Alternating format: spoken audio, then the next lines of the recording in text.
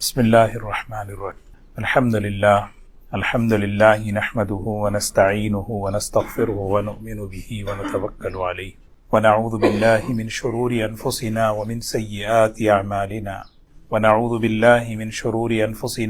سيئات أعمالنا من يهده الله فلا مضل له ومن يضلله فلا هادي له ونشهد أن لا إله إلا الله وحده لا شريك له ونشهد أن سيدنا وحبيبنا ونبينا مولانا محمدا عبده ورسوله صلى الله تبارك وتعالى عليه وسلم أما بعد فأعوذ بالله من الشيطان الرجيم بسم الله الرحمن الرحيم وقال إني ذاهب إلى ربي سيهدين رب هب لي من الصالحين فبشرناه بغلام حليم فلما بلغ معه السعي قال يا بني إني أرى في المنام أني أذبحك فانظر ماذا ترى قال يا أبت افعل ما تؤمر ستجدني إن شاء الله من الصابرين فلما أسلم وتله للجبين وناديناه أن يا إبراهيم قد صدقت الرؤيا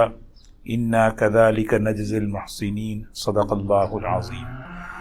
قابل احترام بزرگ و دوستو، قرآن پاک میں اللہ تبارک و تعالی نے نبیوں کے جو واقعات کو بیان فرمائے ہیں اس کا ایک بہت بڑا مقصد ہے۔ مقصد یہ ہے کہ ان واقعات کی روشنی میں اپنی زندگیوں کو بنانا ہے۔ سیدنا ابراہیم علی نبینا علیہ الصلاۃ والسلام اللہ تعالیٰ کے پیغمبروں میں، نبیوں میں بہت بڑا مقام اللہ نے عطا فرمایا۔ اللہ تعالیٰ نے اس گھرانے سے بہت بڑی قربانی لی، اور ایسی زبردست قربانی، اور اس قربانی پر بڑی بڑی خیریں وجود میں آئیں۔ قربانی بھی ہم بولنا آسان ہے، سننا آسان ہے، لیکن اللہ تعالیٰ اس کا فہم نصیب فرمائیں کہ قربانی کیسی تھی۔ دو واقعات گزشتہ جمعہ میں نے عرض کیے۔ سیدنا ابراہیم علیہ السلام کی مبارک سیرت میں 4 بڑے امتحانات، اس میں ایک امتحان اللہ تعالیٰ نے حضرت ابراہیم علیہ السلام کو حکم دیا کہ آپ فلسطین سے مکہ مکرمہ جائیں۔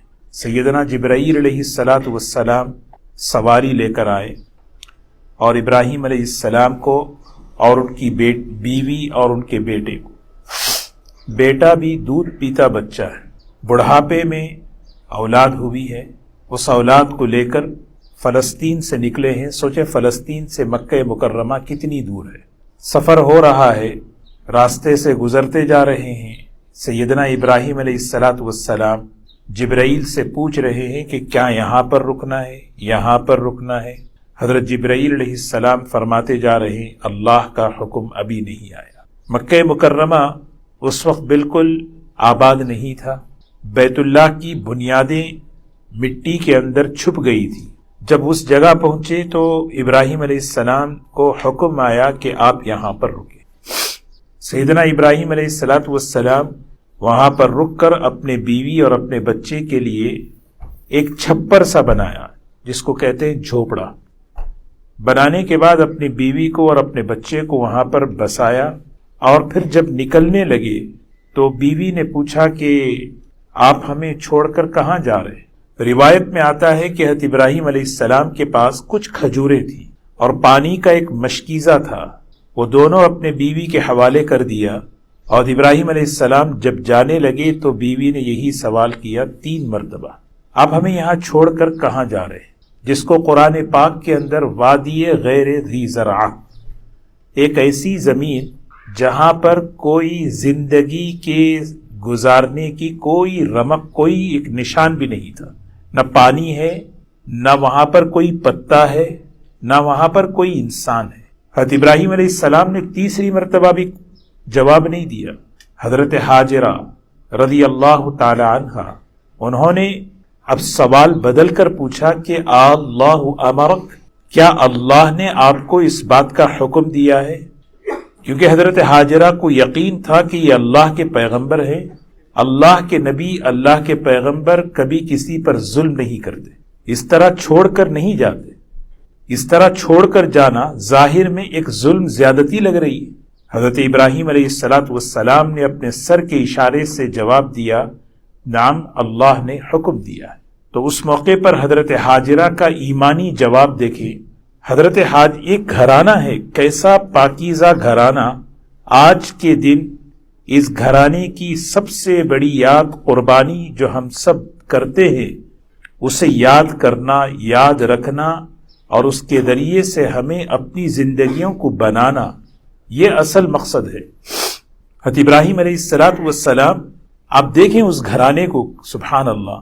حضرت حاجرہ رضی اللہ تعالی عنہا کا جواب ایسا ایمان کا، توکل کا، اذن لا یضیعنا، اللہ کا حکم ہے تو اللہ کا حکم کبھی ہمیں ضائع نہیں کرے گا، کیونکہ اللہ کا حکم انسانی زندگیوں کو آباد کرنے کے لیے آتا ہے۔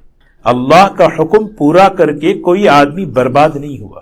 اللہ کا حکم کسی بھی طریقے سے ہو، جان لگا کر، مال لگا کر، جذبات لگا کر، کوئی بھی چیز بندہ اللہ کا حکم پورا کرتا ہے، اللہ اسے دنیا میں بھی کامیاب کیے ہیں، آخرت میں تو کامیاب کریں گے۔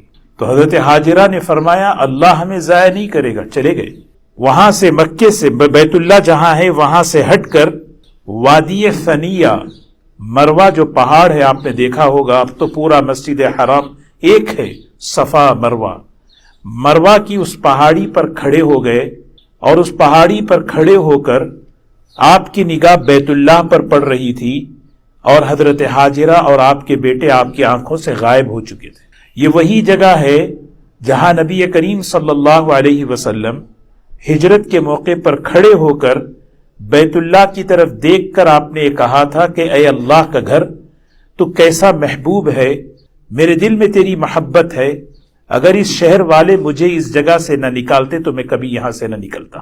وہی جگہ جہاں ابراہیم علیہ السلام وہاں پر کھڑے ہو کر انہوں نے جو دعائیں کی، وہ دعائیں اللہ تعالیٰ نے قرآن پاک میں ہمیں سنائی ہیں۔ حضرت ابراہیم علیہ السلام کی وہ تنہائی کی دعائیں، اس دعاؤں میں انہوں نے کیا مانگا، اپنے لیے کیا مانگا، اپنی اولاد اور نسل کے لیے کیا مانگا، اور اس شہر کے لیے کیا مانگا، اس میں طریقہ ہے، سکھایا گیا ہمیں اپنے لیے، اپنے بچوں کے لیے کیا دعائیں مانگنی چاہیے، بلکہ کس طریقے سے مانگنا چاہیے۔ وَإِذْ قَالَ إِبْرَاهِيمُ رَبِّ اجْعَلْ هَذَا الْبَلَدَ آمِنًا وَاجْنُبْنِي وَبَنِيَّ أَن نَّعْبُدَ الْأَصْنَامَ۔ ابراہیم علیہ السلام اس پہاڑی پر کھڑے ہو کر اللہ سے مانگ رہے ہیں۔ ان دعاؤں میں دیکھیں بار بار ربنا ربنا ربنا، اے میرے رب، اے میرے رب، اے میرے رب، اس شہر کو امن کی جگہ بنا دے، اس شہر کو امن والا بنا دے، یہاں پر امن ہو، یہاں پر اطمینان۔ کیوں؟ امن ہوگا تو عبادت ہوگی، امن ہوگا تو لوگ آ کے بسیں گے۔ اور پھر فرمایا ہدایت کا ہر انسان محتاج ہے۔ ابراہیم علیہ السلام کہہ رہے ہیں وَجْنُبْنِي وَبَنِيَّ أَن نَّعْبُدَ الْأَصْنَامَ، اے اللہ مجھے، میری اولاد کو بتوں کی عبادت سے بچا لے۔ سوچیں ایک پیغمبر، ابو الموحد جسے کہا جاتا ہے، توحید کی بنیاد ان کی قربانیوں پر رکھی جا رہی ہے، وہ اپنے کو کتنا ہدایت کا محتاج سمجھتے ہیں۔ آدمی سوچے کیا کبھی میں نے اس طرح اللہ سے اپنے لیے ہدایت مانگی ہے؟ ابراہیم علیہ السلام کہہ رہے ہیں ربی، اے میرے رب، انہن اضللن کثیرا من الناس، یہ باہر کی جو شیطانی تحریکیں ہیں، یہ جتنا کفر و شرک کا ماحول ہے، میں دیکھتا آ رہا ہوں کہ یہ نسلوں کو برباد کر رہے ہیں۔ اے اللہ مجھے بچا لے، میری نسلوں کو بچا لے۔ اور پھر آگے دعا فرمائی ربنا انی اسکنت من ذریتی بواد غیر ذی زرع، اے اللہ میں نے اپنے ارمانوں کو، جو بڑھاپے کا ارمان ہے، سوچیں 80-82 سال کی عمر میں حضرت ابراہیم علیہ السلام کو اولاد ہوئی۔ بڑھاپے کی اولاد کتنی محبت پیاری ہوتی ہے۔ کہہ رہے کہ اللہ میں نے اسکنتو کا یہ جملہ بتا رہا ہے، میں نے اپنی تمناؤں کو قربان کر کے یہاں پر رکھ دیا، ایسے نہیں ہے۔ اور کہاں پر؟ عند بیتک المحرم، یہ بتایا جا رہا ہے ہمارا تعلق اللہ کے گھر سے ہو، مسجد سے ہو۔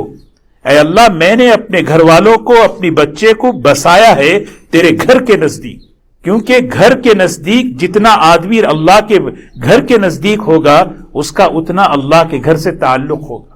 تو ہمیں ایک ایک دعا کے اندر ایک ایک سبق. پھر فرمایا اے اللہ یہاں کی محبت لوگوں کے دلوں میں ڈال دے. فَجْعَلْ أَفْئِدَةً مِّنَ النَّاسِ تَهْوِي إِلَيْهِمْ. اے اللہ اس شہر کی دیکھیں اس مجمع سے کیا کسی بھی مسلمان سے پوچھے آپ مکہ مکرمہ حرمین جانا چاہتے ہیں، موت تک ہر مومن کی مسلمان کی دلی تمنا ہوتی ہے کسی طرح اللہ مجھے وہاں پہنچائے. یہ دعا ابراہیم علیہ السلام کی ہے. وَارْزُقْ أَهْلَهُ مِنَ الثَّمَرَاتِ. اے اللہ اس شہر کے اندر رزق کی برکتوں کو اے اللہ جمع کر دے.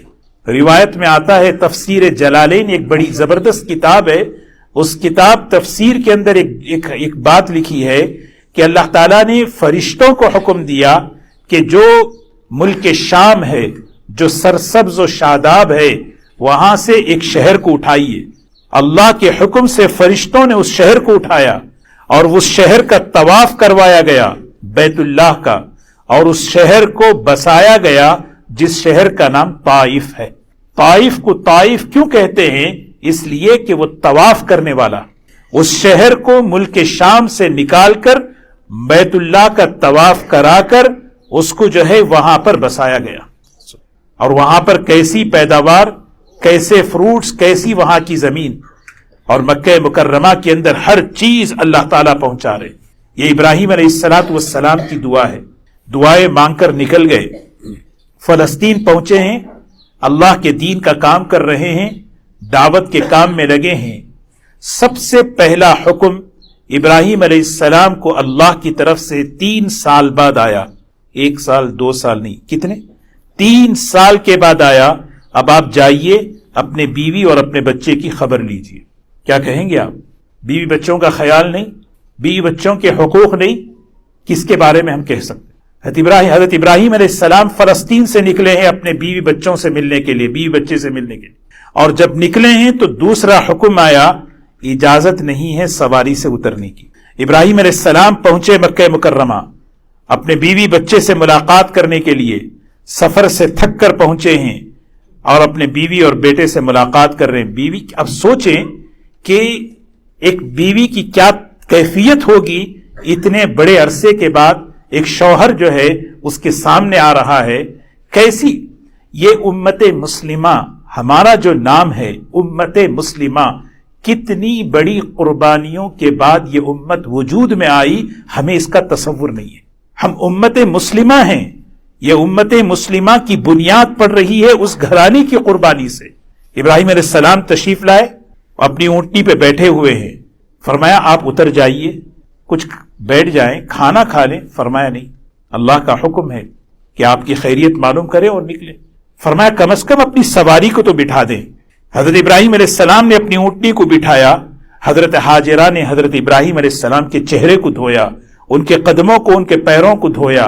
بات چیت کرنے کے بعد پھر نکل پڑے. نکلے ہیں تو پھر دوبارہ حکم 7 سال کے بعد آیا. اور ادھر ہوا کیا؟ مشہور واقعہ ہے. حضرت ابراہیم علیہ السلام تو ایک کھجور اور کھجور کی کچھ تھیلی اور پانی کا مشکیزہ دے کر تو نکل چکے، اور یہاں پر جب یہ چیزیں ختم ہو گئی تو حضرت حاجرہ کو بھوک لگی. ماں کو بھوک لگی تو دودھ بھی خشک ہو گیا، بچہ بھی رونے لگا کہ بھئی کیا کریں. ابراہیم حضرت حاجرہ رضی اللہ تعالی عنہا پانی کی تلاش میں کبھی صفا کی طرف، کبھی مروہ کی طرف، کبھی صفا کی طرف، کبھی مروہ کی طرف دوڑ رہی ہیں. کبھی مروہ کی طرف جاتی ہیں تو بچہ یاد آتا ہے، کہیں میرے بچے کو کوئی جانور تو اٹھا کے تو نہیں لے گیا، کوئی انسان تو ہے نہیں. آتی دیکھتی، پھر جاتی مروہ کی طرف، پھر جاتی صفا کی طرف. یہ ادا اللہ کو اتنی پسند آئی. یہ حضرت حاجرہ کی قربانی کی برکت ہے جو اس امت کو صفا مروہ کی سعی مل گئی. آپ دیکھیں حضرت حاجرہ کی قربانیاں کیسی، اللہ نے اس خاتون کو اللہ نے ایک رول ماڈل بنایا. بندگی کے اعتبار سے، شوہر کا تعاون کرنے کے اعتبار سے، ایک ماں ہونے کے اعتبار سے اپنے بچی کی کیسی تربیت کر رہی ہے.